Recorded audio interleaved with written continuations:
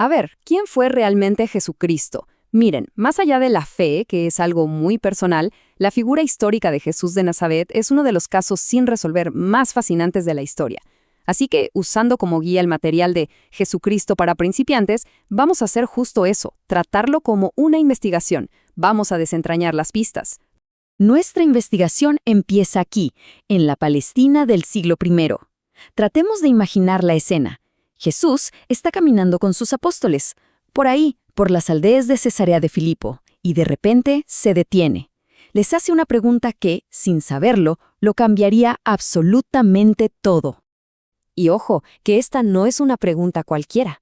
No, es el epicentro de un misterio que lleva resonando 2000 años. De las respuestas a esta pregunta han nacido religiones, imperios, pero también guerras y algunas de las obras de arte más increíbles de la humanidad. Así que en los próximos minutos lo que vamos a hacer es examinar las pistas que nos da nuestra fuente para intentar entender por qué hubo y sigue habiendo tantas respuestas a esta pregunta fundamental. Y fíjense qué interesante lo que hace esta fuente. Pone al propio Jesús como narrador. Y desde esa perspectiva, él observa cómo su nombre se ha usado para justificar visiones del mundo que son, completamente opuestas entre sí. Es que, después de la Reforma, el debate teológico se convirtió en un campo de batalla, pero literal. Protestantes y católicos, usando exactamente los mismos textos como si fueran un arsenal, se enfrentaron en guerras sangrientas. Y claro, cada bando afirmaba estar luchando en nombre del verdadero Cristo. Ahora pasemos a un punto de quiebre en esta investigación, el siglo XIX, un momento en que la ciencia intenta entrar en escena para, supuestamente, resolver el caso de una vez por todas. Y aquí es donde entran nuestros primeros detectives seculares. A la izquierda, el teólogo alemán David Strauss, y a la derecha, el filósofo francés Ernest Renan. Ambos se propusieron encontrar al Jesús histórico, o sea, quitarle toda la capa de dogma religioso. ¿Pero qué pasó? Pues que el método científico no dio una única respuesta. Strauss llegó a la conclusión de que Jesús fue un mito, una leyenda creada con un propósito. Renan, por otro lado, lo vio como una persona real, un idealista tan carismático que, terminó perdiendo un poco el piso. Dos enfoques objetivos y dos conclusiones radicalmente diferentes. Bueno, si los métodos modernos no nos dan una respuesta clara, ¿qué nos dice la evidencia original? Vamos a revisar el expediente del caso, los documentos que tenemos de esa época. La evidencia que no es cristiana es increíblemente escasa. Historiadores romanos de la talla de Tácito y Suetonio apenas lo mencionan, y lo que dicen, básicamente, confirma solo dos cosas: que un hombre llamado Cristo existió y que fue ejecutado. No mucho más, la verdad. Así que casi toda nuestra evidencia viene de estos 4 textos. Pero aquí está el punto clave. No son biografías objetivas. Para nada. Son documentos de fe. No hay que pensar en ellos como reportes periodísticos, sino como testimonios apasionados, escritos décadas después, por gente que ya estaba convencida de que Jesús era el Mesías. Y esta cita de la fuente lo ilustra a la perfección. Resume el desafío central para cualquier historiador. Los evangelios son un mosaico, una mezcla de recuerdos, tradiciones orales, teología e imaginación. Intentar reconstruir al hombre histórico a partir de esto es como armar un rompecabezas al que le falta la mitad de las piezas.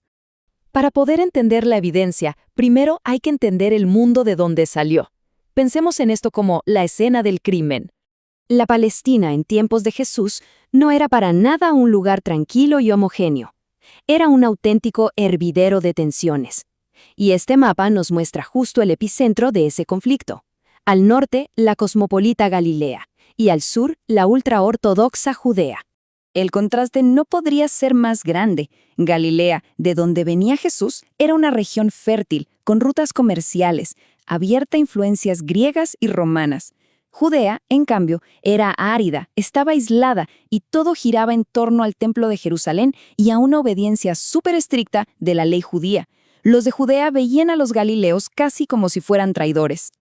Y uno se pregunta, ¿de dónde viene una división tan profunda? Pues de siglos de historia. Resumiéndolo mucho, el norte, Galilea, Fue conquistado y su gente se mezcló con otras culturas. Mientras tanto, las élites del sur, Judea, sufrieron un exilio en Babilonia que los endureció, que volvió su fe mucho más estricta. Cuando regresaron, chocaron dos mundos, y por si fuera poco, llegaron los romanos a gobernar a todos, echando más leña al fuego. Con todo este escenario de fondo, volvamos al principio de la historia. Dejemos por un momento de lado la teología y la política y centrémonos en el drama humano. Según la tradición, todo arranca con una pareja bastante improbable.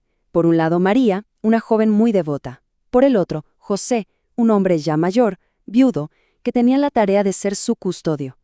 Ya desde el vamos, una situación fuera de lo común. Y aquí, la fuente se enfoca en la perspectiva de José. Imagínense, cuando se entera de que María está embarazada, su mundo se le viene abajo. ¿Qué hacer? La ley era clarísima, pero también estaba su conciencia. Se enfrenta a un dilema terrible: el honor, la ley, la fe y el pánico a la vergüenza pública. La solución a su conflicto no llega por la lógica o la razón, sino a través de la fe. Un sueño. En ese sueño se le asegura que todo lo que está pasando es parte de un plan divino. Y esa intervención sobrenatural es lo que calma su duda y le da un nuevo propósito. Y es aquí donde nuestra fuente nos da una posible clave para resolver todo el misterio. El propio Jesús, como narrador, reflexiona sobre esto. Él no escribió nada, porque creía que el ejemplo era mucho más poderoso que las palabras. Quizá el punto no es tanto lo que se dijo sobre él, sino lo que él realmente hizo. Lo que nos deja con esta pregunta final. A lo largo de 2000 años, hemos visto cómo el mundo ha interpretado y muchas veces distorsionado la figura de Jesús para sus propios fines. La pregunta que queda flotando es, ¿qué ha pesado más en la historia? ¿El ejemplo original de aquel hombre de Galilea, o los incontables filtros y las banderas que se han levantado en su nombre? La investigación, por lo visto, continúa.